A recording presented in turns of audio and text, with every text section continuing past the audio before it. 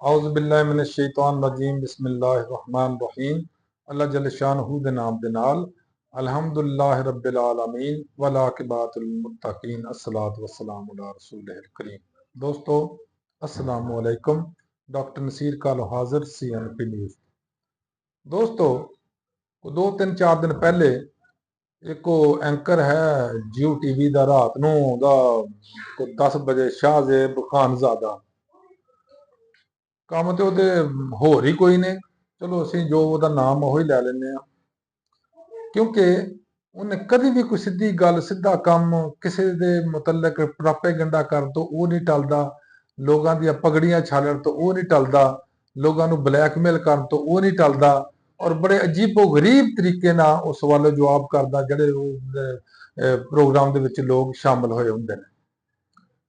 ਪਿਛਲੇ ਦਿਨਾਂ 'ਚ ਉਹ ਬੜੇ ਮਜ਼ੇ ਲੈ ਲੈ ਕੇ ਕਿ ਉਹ ਜਨਾਬ ਇੱਜ਼ਤ ਪੂਰੀ ਹੋਈ ਸੀ ਕਿ ਨਹੀਂ, ਉਹ ਜਨਾਬ ਮਹਾਵਾਰੀ ਆਉਂਦੀ ਸੀ ਕਿ ਨਹੀਂ, ਉਹ ਜੀ ਮਹਾਵਾਰੀ ਕਦੋਂ ਚਿਰ ਆਉਂਦੀ ਆ, ਉਹ ਮਹਾਵਾਰੀ ਕਦੋਂ ਰੁਕਦੀ ਆ। ਦੁਰ ਫਿੱਟੇ ਮੂੰਹ ਤੇਰੇ ਸਵਾਲੋ ਜਵਾਬ ਦੇ ਲਾਨਤ ਦਿਆ ਮਾਰਿਆ।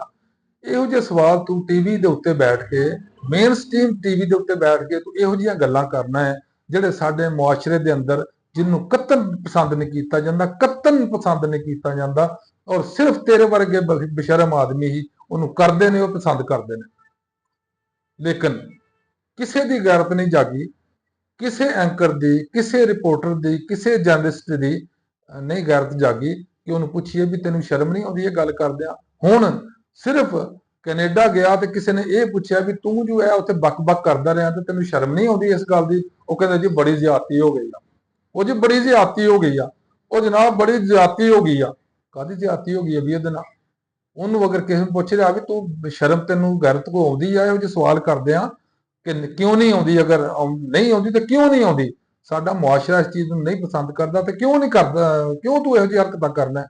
ਉਹ ਜਨਾਬ ਇੱਥੇ ਜਿਹੜੇ ਬੜੇ ਬੜੇ ਪਾਟੇ ਖਾਂ ਕਿਸਮ ਦੇ ਲੋਕ ਨੇ ਉਹਨਾਂ ਨੇ ਜਨਾਬ ਖੱਪ ਪਾਉਣੀ, ਜਨਾਬ ਇਹ ਬੜੀ ਤੋਹੀਨ ਹੋ ਗਈ ਆ, ਇਹ ਜਨਾਬ ਔਰਤਾਂ ਦੀ ਤਜ਼ਲੀਲ ਹੋ ਗਈ ਆ, ਇਹ ਔਰਤਾਂ ਦੀ ਤੋਹੀਨ ਹੋ ਗਈ ਆ। ਔਰਤ ਕਿਹੜੀ ਸੀ? ਔਰਤ ਹੈ ਹੀ ਨਹੀਂ ਸੀ ਕੋਈ ਵੀ ਨਾਲ ਜਦੋਂ ਇਹਨਾਂ ਸਵਾਲ ਕੀਤਾ ਗਿਆ।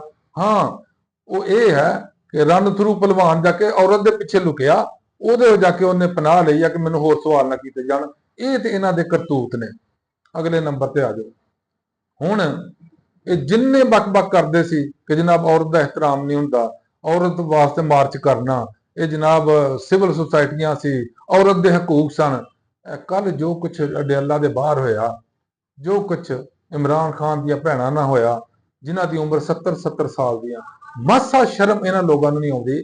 ਇਹਨਾਂ ਦੀਆਂ ਮਾਵਾਂ ਵੀ ਇਸ ਉਮਰ ਦੀਆਂ ਹੋਣਗੀਆਂ ਔਰ ਸ਼ਾਇਦ ਕਿਸੇ ਦੀ ਦਾਦੀਆਂ ਨਾਨੀਆਂ ਵੀ ਇਸ ਉਮਰ ਦੀਆਂ ਹੋਣਗੀਆਂ ਕਿ ਇਹੋ ਜਿਹੀ ਇੰਨੀ ਏਜ ਉਮਰ ਦੀਆਂ ਔਰਤਾਂ ਨਾਲ ਇਹ ਸਲੂਕ ਕਰਨਾ ਚਾਹੀਦਾ। ਅਗਰ ਉਹ ਇhtਜਾਜ ਵਾਸਤੇ ਬੈਠ ਗਈਆਂ ਨੇ, ਆਪਣਾ ਉਹਨਾਂ ਨੇ ਕੋਈ ਨੁਕਸਾਨ ਨਹੀਂ ਕਰ ਰਹੀਆਂ, ਕੋਈ ਕਿਸੇ ਨੂੰ ਟੀਜ਼ ਨਹੀਂ ਕਰ ਰਹੀਆਂ, ਕੋਈ ਤਖਰੀਬਕਾਰੀ ਨਹੀਂ ਕਰ ਰਹੀਆਂ, ਤੇ ਕਿਉਂ ਉਹਨਾਂ ਨੂੰ ਪਾਣੀ ਸੁੱਟਿਆ ਗਿਆ ਉੱਤੇ, ਫਿਰ ਉਹਨਾਂ ਨੂੰ ਤਸ਼ੱਦਦ ਕੀਤਾ ਗਿਆ, ਫਿਰ ਚੁੱਕ ਕੇ ਜਾ ਕੇ ਪਤਾ ਨਹੀਂ ਕਿੱਥੇ ਜਾ ਕੇ ਛੱਡ ਆਏ? ਯਾਰ ਇਨਸਾਨੀਅਤ ਹੀ ਖਤਮ ਹੋ ਗਈ ਹੈ ਮੇਰੇ ਮੁਲਕ ਚੋਂ। ਪਾਕਿਸਤਾਨ ਤੇ ਇਸਲਾਮ ਦੇ ਨਾਮ ਤੇ ਬਣਿਆ ਸੀ। ਦੁਨੀਆ 'ਚ ਦੋ ਵਾਹਿਦ ਮੁਲਕ ਨੇ, ਸਿਰਫ ਦੋ ਮੁਲਕ ਨੇ ਜਿਹੜੇ ਮਜ਼ਹਬ ਦੇ ਨਾਮ ਤੇ ਬਣੇ ਨੇ। ਪਾਕਿਸਤਾਨ ਲਾ ਇਲਾਹਾ ਇल्लल्लाह ਦੇ ਨਾਮ ਤੇ ਬਣਿਆ ਔਰ ਯਹੂਦੀਆਂ ਦਾ ਮੁਲਕ ਯਿਸੂ ਆਪਣੇ ਹਜ਼ਰਤ ਯਾਕੂਬ अलैहिस्सलाम ਦੀ ਉਮਤ यानी बनी इसराइल ने बनाया अपने वास्ते एक अपने दीन के नाम पे। और उस मुल्क ने फिलिस्तीन च तबाही लाई आ और साडे मुल्क च इन्हां जड़े है ने मुक्तदरी आ इन्हां तबाही लाई आ। सारे फड़ के जिन्हों मर्जी विजिट करते किहड़ा काम आया? इस्लामी मुल्क, इस्लामी मुल्क जो इस्लामी इकदार ने साडियां वो इजाजत दिंदियां ने कि बुढ़ियां नाल कुछ किया जाए, औरतां नाल कुछ किया जाए। और उन्हां औरतां नाल खसूसन जिहड़ियां माइयां ने 70-70 75-75 साल दी औरतां ने, यार कोई इंसानियत भी कोई चीज हुंदी आ? कित्थे गईयां साडियां सिविल सोसाइटियां? कित्थे गईयां औरतां दे हकूक वालियां वड्डे वड्डे लीडर जिहड़े एहतजाज करदियां हुंदियां सीगियां? कोई पता नहीं। कोई एहसास तक खत्म हो गया लोगों च कि असी इंसान आ, असी मुसलमान आ, असी एक मुआशरे च रहने आ और साडा एक मुआशरा, साडी एक सोसाइटी आ और साडी सोसाइटी दे कुछ एथिक्स ने, साडे कुछ असूल भी ने। पता नहीं साडे मुल्क नूं की हो गया या साडे इकतदारी मुक्तदरिया नूं की हो गया? पुलिस जिन्हों मर्जी फड़ के कुटी जाती है, उत्थे हद नहीं होगी? पुलिस नूं इन्ने अख्तियारात तुसीं दे दित्ते ने, कल नूं इन्हां जो कुछ हो रहा इन्हां सब कुछ तुहाडे नाल करना।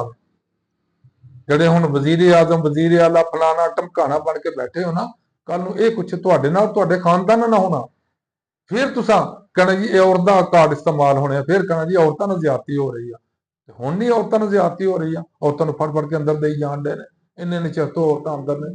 ਨਹੀਂ, ਇਹ ਜਿਹੜੀ ਤਕਸੀਮ ਆ ਇਹ ਗਲਤ ਆ, ਬਿਲਕੁਲ ਇਹ ਤਫਰੀਕ ਹੈ, ਬਿਲਕੁਲ ਗਲਤ ਆ। ਇਹ ਜਿਹੜਾ ਮੁਨਾਫਕਤ ਹੈ ਬਿਲਕੁਲ ਗਲਤ ਆ।